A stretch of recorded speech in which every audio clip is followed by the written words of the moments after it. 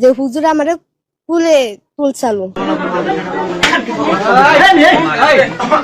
আপনি ওরে জিজ্ঞেস করেন, ও খালি উত্তর দিবার মুখ দেখুন লাগবে না, মুখ দেখুন লাগবে না। আর তোমারই কেন হাজার আগে তোমার সাথে কি মানে আমি এইসব কিছুই দেখি নাই, ওনার সাথে আমার কোনো সম্পর্ক ছিল না।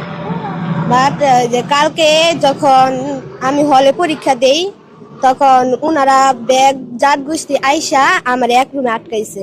আটকাই বলছে যে পুলিশ আইবো, হাসা কথা যদি না কও পুলিশ আইবো, দইরা লই যাবো গা, মাইরা লাগবো, গুলি করবো, হেদি হেদি কইতেছে। পরে কইছে আমার এক রুমে আটকাইতেছে, এখন আমারও মানে ওখান থেকে বাইরে দিতেছে না। পরে আমি অনেক ভয় পাইছিলাম, ভয়ে অনেক কাঁদছিলাম। আরেক বেটি কয় কি ক ক ক না করলে পুলিশ সাহেব দৌড়ে লাই যাবো গা, হের লেগে আমি এই মিথ্যা কথাটা বলছিলাম যে হুজুর আমারে কুলে তুলছালো।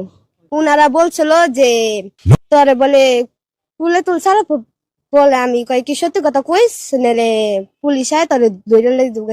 এর জন্য আমগো বাড়ির মানুষ কেউ আমি দেখছিলাম না, এর জন্য আমি অনেক একা ছিলাম।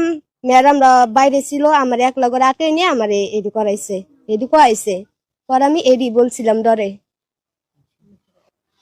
মানে আমি আর হাজির আপু যে আমরা প্রতি সপ্তাহে তো দুই জামা কাপড় ধুই না, বিছনা চাদর মাদর হেডি তো দুয়ার দিয়েছিল, এর জন্য আমরা ধুইতেছিলাম।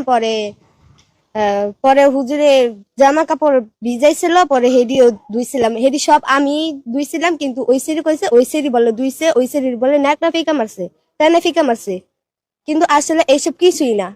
হুজুর বলছেন এই ধরেন এই যে ন্যাকড়া, এই ন্যাকড়া দা ঘরটা মুছ